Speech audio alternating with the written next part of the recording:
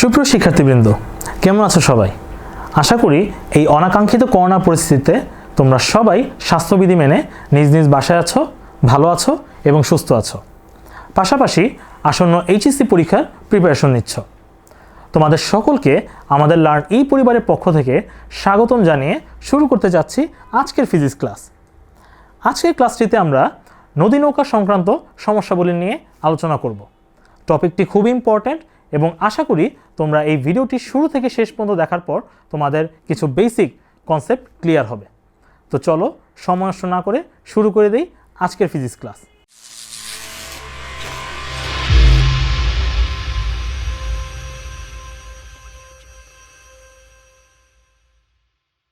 নদী নৌকা সংক্রান্ত সমস্যাগুলি নিয়ে একটু আলোচনা। তো এটা শুরু করার আগে তোমাদেরকে আমি একটা প্রশ্ন করতে চাই। তোমরা কি কখনো জিজ্ঞেস করেছো যে একটা ভেক্টরকে কেন শুধু আমরা আনুভূমিক এবং উল্লম্ব উপাংশে ভাগ করি, অন্য কোনো উপাংশে কেন ভাগ করি না? সেটা কি করা যায় না? অবশ্যই যায়। সেটা করি না এই কারণ একটি ভেক্টরকে যদি আমরা আনুভূমিক এবং উল্লম্ব উপাংশে ভাগ করি তাহলে আনুভূমিক উপাংশের পরিবর্তনের কোনো প্রভাব উল্লম্ব উপাংশের উপর পড়ে না। ঠিক একইভাবে উল্লম্ব উপাংশেরও কোনরূপ প্রভাব আনুভূমিক উপাংশের উপর পড়ে না। শুধু তাই নয়, তোমার আনুভূমিক গতি বরাবর তার সব হিসাব নিকাশের জন্য ওই আনুভূমিক উপাংশটাই দায়ী। ঠিক একইভাবে উল্লম্ব উপাংশটা তোমার উল্লম্ব দিক বরাবর সব রকমের গতির জন্য দায়ী থাকে। তো এই কনসেপ্টেই আমরা ইউজ করব আমাদের এই নদী নৌকা সংক্রান্ত সমস্যায়। কিভাবে? চলো আমরা এই সমস্যার আড়ালে যত রকমের প্রবলেম আসতে পারে সবগুলোকে আমরা কিছু টাইপে ভাগ করেছি। তো আমরা একে একে সব টাইপগুলো একটু দেখার চেষ্টা করি এবং কখন কোন সূত্র আমরা ব্যবহার করব সেটা আমরা একটু দেখার চেষ্টা করি। সাপোজ একটি নদী এরকম আর স্রোতের বেগটা এই বরাবর, সেটাকে আমি ইউ ধরলাম। আচ্ছা, আর নদীর প্রস্থটা মনে করো ডি, এই পার থেকে ওই পারের দূরত্বটা ডি। তো এখন আমার যদি সাপোজ আমি নৌকাটাকে একটি আরবিটারি যে কোনটা ডিরেকশন এই বরাবর ভি ভেলোসিটিতে এই বরাবর তোমার করলাম, রওনা করলাম। তো এখন তুমি বলো তো, এখানে একটা ভেক্টর সাইন হবে অবশ্যই। তো এখন বলো তো, নৌকাটাকে যদি আমি এই ভি এর দিক বরাবর রওনা করি তাহলে কি আমি ভি বরাবর এখান থেকে এই পারে পৌঁছাবো? অবশ্যই না। কারণ এখানে স্রোতের বেগের জন্য নৌকাটির একটি লব্ধি বেগ থাকবে এবং ওই লব্ধি বেগটা কোন দিকে হবে বোঝাই যাচ্ছে। যদি এখানে ইউটা হয়, লব্ধি বেগটা এই বরাবর কোন একটি দিকে। আচ্ছা, কিন্তু এখন দেখো আমার টার্গেটটা কি? আমার টার্গেট হচ্ছে ওই পারে পৌঁছানো। দ্যাট মিন্স আমার উল্লম্ব বরাবর সরণ কিন্তু হচ্ছে আমার টার্গেট। অর্থাৎ এটাকে যদি আমি আনুভূমিক দিক এক্স ধরি তাহলে অবশ্যই এটা উল্লম্ব দিক ওয়াই। এই ওয়াই বরাবর আমি যেতে চাচ্ছি। তো অবশ্যই এই ওয়াই বরাবর আমার গতির জন্য ওয়াই বরাবর আমার বেগের উপাংশটা নিয়ে কাজ করা লাগবে।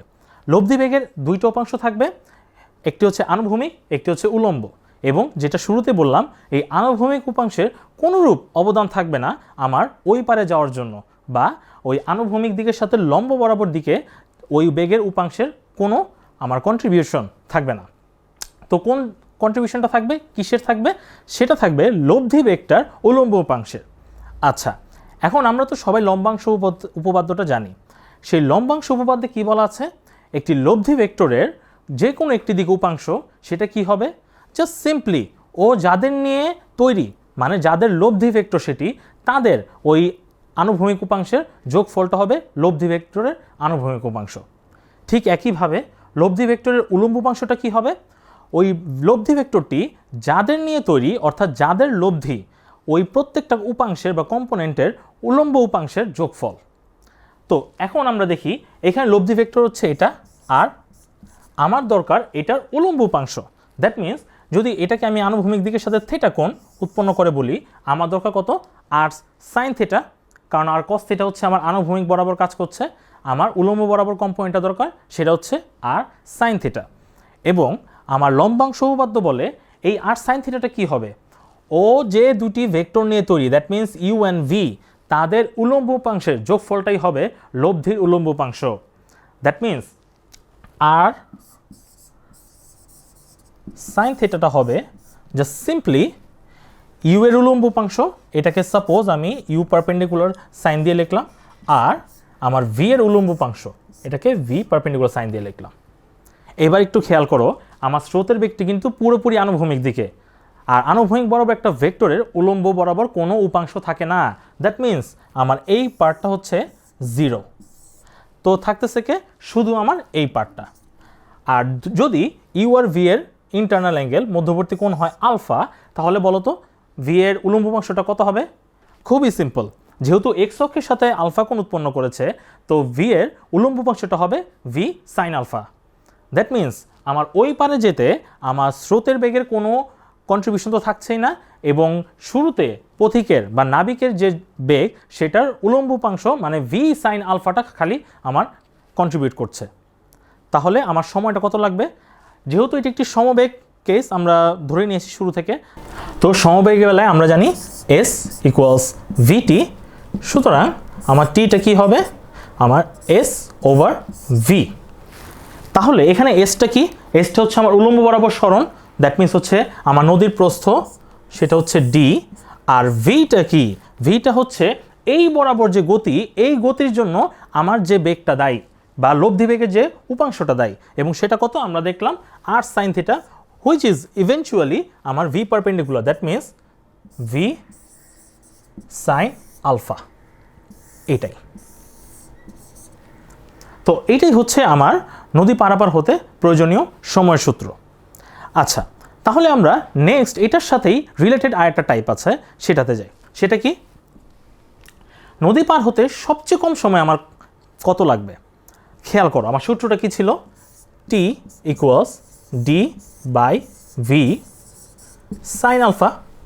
অবশ্যই তোমাদের মনে আছে ডিটা ছিল হচ্ছে আমার নদীর প্রস্থ, ভিটা হচ্ছে নাবিকের বা মাঝির বেগ, আর আলফাটা কি ছিল? স্রোতের বেগ এবং নাবিক যে দিকে রওনা দিচ্ছে তাদের মধ্যবর্তী কোণ।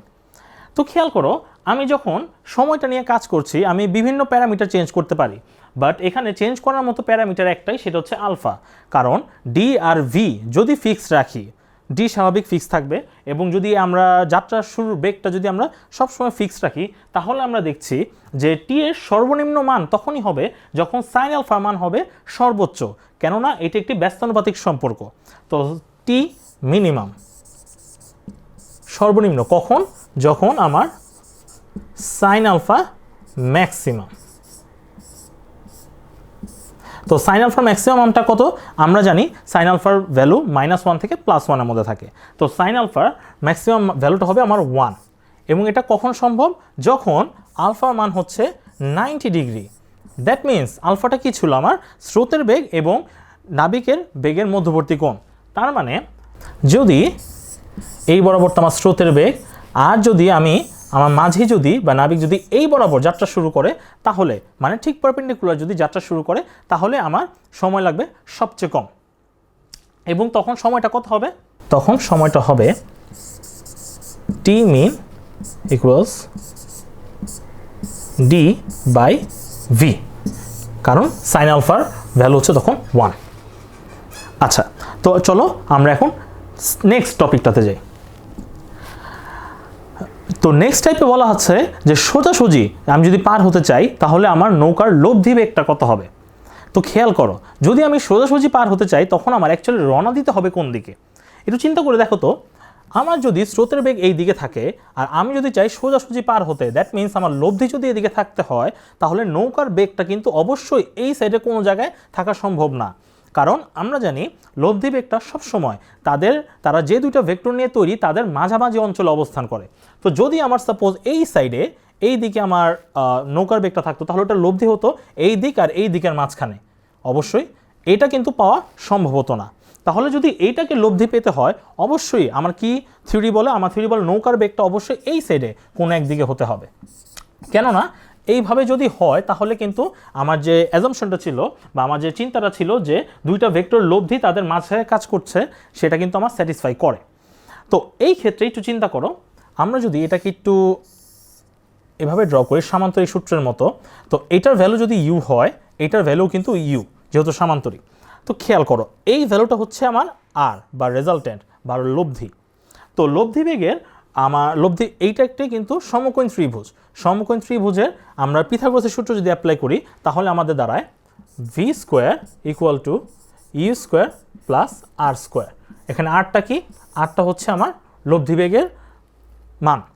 তো এখান থেকে আসছে r equal to v square minus e square root over. তো এইটাই হচ্ছে আমার নদী পারাপার হওয়ার সময় আমার নৌকার লব্ধি বেগের মান। তো এটার সাথে রিলেটেড হচ্ছে এটার নেক্সট টাইপে কি বলা আছে দেখো, নেক্সট টাইপে বলা আছে সর্বনিম্ন পথ পারাপারের সময়। তো খেয়াল করো সর্বনিম্ন পথটা কোনটা, অবশ্যই সেটা কিন্তু সোজা সরলরেখিক পথ যেটা, দ্যাট মিন্স সর্বনিম্ন পথ সেটাই হবে যদি আমি এই বরাবর ঠিক এই বরাবর পার হতে পারি। তো সর্বনিম্ন পথের সময় অবশ্যই বুঝতেই পারছো আমাদেরকে কিন্তু রওনা দিতে হবে ঠিক আগে যেভাবে বললাম এই দিকে, আর এই দিকে তো আমার স্রোতের বেগ আছে, আর এই বরাবর যে রওনা দিব তখন আমার লব্ধি বেগটা কত হবে সেটা হচ্ছে ঠিক আগের পার্টে যেটা পেলাম, মানে রুট ওভার, দেখো কি ছিল, root over v square minus u square. তো এখান থেকে আমি টাইমটা কীভাবে পাবো, আমার প্রস্থ দেওয়া ছিল নদীটা কতটুক চড়া, তাহলে আমার সেক্ষেত্রে টাইমটা লাগবে d by root over v square minus u square. ঠিক আছে, তাহলে নেক্সট স্টেপটাতে আমরা যাই। নেক্সট স্টেপটা বলা আছে সোজাসুজি পারাপারের জন্য আমরা কোন দিকে যাত্রা শুরু করব। তো খেয়াল করো আমরা আবার একই ফিগারটা ড্র করি, আমরা চাই এই বরাবর পৌঁছাতে। তো অবশ্যই আমাদেরকে এভাবে রওনা দিতে হবে, আমরা আগে যেটা ডিসকাস করলাম, আর স্রোতের বেগ তো এই বরাবর আছে। তো আমাদের এখন বেরটা করতে হবে এই আলফাটা, মানে আমরা কোন দিকে রওনা দিব। এই আলফাটার অ্যাকচুয়ালি আমার এই নোন ভ্যালু মানে হচ্ছে ইউ আর ভি এর মাধ্যমে আলফার ভ্যালুটা কিভাবে আমরা বের করতে পারি। খেয়াল করো এটা কিন্তু রেজাল্টেন্ট লব্ধি। তো আমরা জানি লব্ধিটা, সাপোজ এখানে একটা ভেক্টর লব্ধি যে দুইটা আছে সেই দুইটার মধ্যে যে কোনো একটা, সাপোজ আমি ইউ ধরলাম, ইউ এর সাথে থেটা কোণ উৎপন্ন করছে, ওকে, এবং এটা বোঝা যাচ্ছে থেটাটা কত এখানে 90 ডিগ্রি। তাহলে আমরা লব্ধির যে দিক ছিল, দিকের সূত্রটা আমরা কি জানি, সূত্রটা ছিল tan থেটা ইকুয়ালস, খেয়াল করো যার সাথে থেটা তাকে কিন্তু সবসময় আলাদা রাখতে হবে, থেটাটা ছিল ইউ, তাহলে এখানে ইউ কে আলাদা প্লাস, আর যার সাথে থেটা নেই সেটাকে আমরা লিখবো উপরে v sine alpha by u plus v cos alpha. Okay, ঠিক আছে। এখন যেহেতু আমি থেটাটা এরকমভাবেই চুজ করেছি আমার সুবিধার জন্য, যাতে থেটার ভ্যালুটা হচ্ছে আমার 90, সো tan 90 এর মান কত হবে আমরা জানি ইনফিনিটি। তো এই ইনফিনিটিকে আমরা তখন কীভাবে লিখব,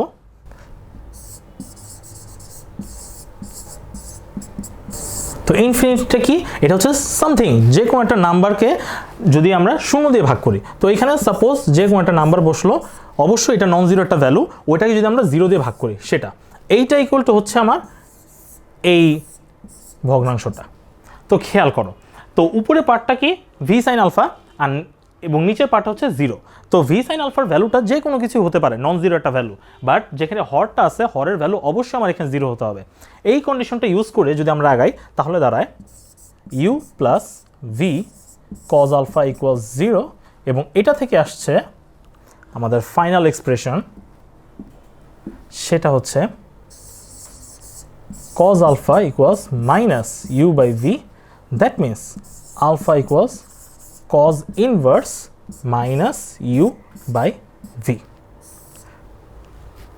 তো এটা ছিল আমাদের শেষ টাইপ নিয়ে আলোচনা করা।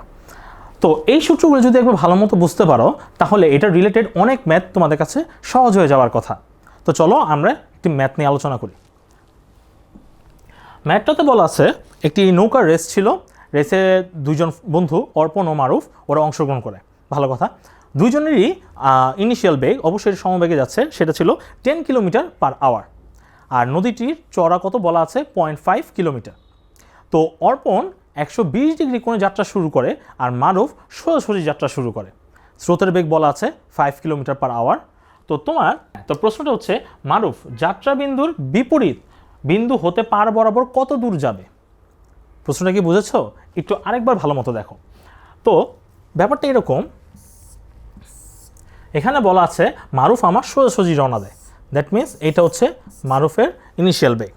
আচ্ছা, আর নদীর বেগ এই বরাবর ইউ, অবশ্যই লব্ধি বেগটা কোন দিকে হবে এই বরাবর, দ্যাট মিন্স ও কিন্তু এই পারে এইখানে একটা বিন্দুতে পৌঁছাবে, মানে ও যাত্রা শুরু করছে এই জায়গায়, তার বিপরীত বিন্দু কিন্তু এই জায়গা, এই বিন্দু থেকে কত দূরে যাবে, মানে তোমার এই লেন্থটা বের করতে হবে আলটিমেটলি আর কি।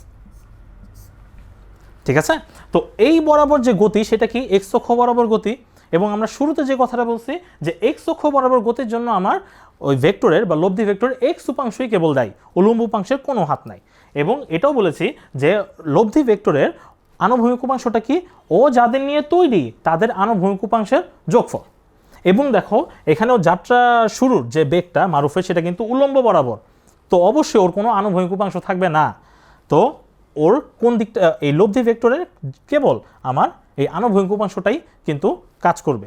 এবং লব্ধি ভেক্টরের আনুভূমিক উপাংশটা কি, আমার জাস্ট সিম্পলি এই স্রোতের বেগটাই, কারণ স্রোতের বেগটা কিন্তু আনুভূমিক বরাবরই কাজ করছে।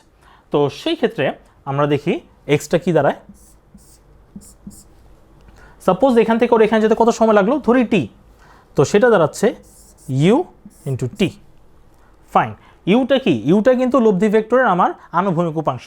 আচ্ছা, এখন টিটা কীভাবে বের করব, আমরা ওই পারে যেতে চাই, ওই পারে যেতে চাইলে আমার টি এর সূত্রটা কি দাঁড়ায়, টি এর সূত্রটা দাঁড়ায় আমার শুরুতে দেখেছি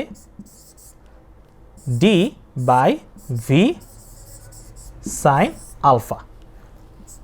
এবং খেয়াল করো এখান থেকে দাঁড়াচ্ছে যেহেতু আমার আলফাটা কত এখানে 90 ডিগ্রি, তো আমার সূত্রটা দাঁড়াচ্ছে ultimately just simple U D over V.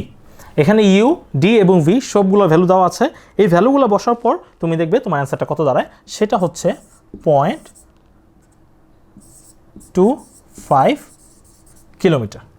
তার মানে মারুফ যে জায়গা থেকে যাত্রা শুরু করছে তার বিপরীত বিন্দু থেকে ও যেখানে পৌঁছায় ওই বিন্দুটার দূরত্ব হচ্ছে 0.25 কিলোমিটার। এটার এই প্রশ্নেরই সেকেন্ড একটা পার্টে বলা আছে অ্যাকচুয়ালি রেসটা জিতবে কে। দেখো এটা কিন্তু তোমরা এখন খুব মানে তাড়াতাড়ি বলতে পারবা। অ্যাকচুয়ালি রেস জেতার সময় এখানে যে কথাটা বলা আছে আমার ওই পারে পৌঁছাতে হবে, একই বিন্দুতে পৌঁছাতে হবে, এটা কিন্তু আমার নট নেসেসারি। তো যে আগে পৌঁছাতে পারবে অবশ্যই সে রেসটা জিতবে। তার মানে ওই পারে পৌঁছাতে কার সবচেয়ে কম সময় লাগলো। তো আমরা কিন্তু দেখেছি টি এর সূত্রটা কী ছিল, d by v sine alpha.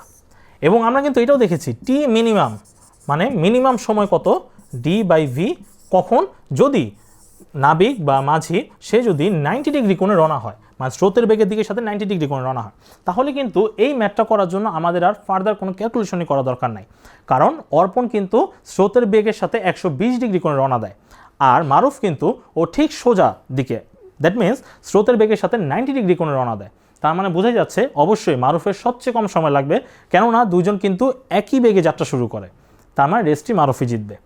তো অর্পণের বেলায় যেটা হবে ও সোজাসুজি পৌঁছাতে পারে কিন্তু ওর সময় বেশি লাগবে, আর মারুফ একটু বেশি পথ অতিক্রম করলেও ও খুব তাড়াতাড়ি পৌঁছা যাবে। তো আশা করি তোমাদের আজকে ভিডিওটি ভালো লেগেছে। ভালো লেগে থাকলে বেশি বেশি করে শেয়ার করো এবং কমেন্ট বক্সে তোমার বন্ধুদেরকে মেনশন দিয়ে তাদেরও দেখার সুযোগ করে দাও। এবং পাশাপাশি আমাদের ফেসবুক পেজে লাইক দিয়ে এবং ইউটিউব চ্যানেল সাবস্ক্রাইব করে আমাদের পাশে থাকো। শুধু তো ক্লাস করলে হবে না, পরীক্ষাও দেওয়া লাগবে। তো পরীক্ষার লিঙ্কটি আমাদের এই ভিডিওটি ডেসক্রিপশনে এবং কমেন্ট বক্সে দেওয়া আছে। তো আশা করছি তোমরা আমাদের এই পেজ থেকে যে বাকি ভিডিওগুলো দেওয়া হবে সেগুলোও দেখবে। ধন্যবাদ সবাইকে।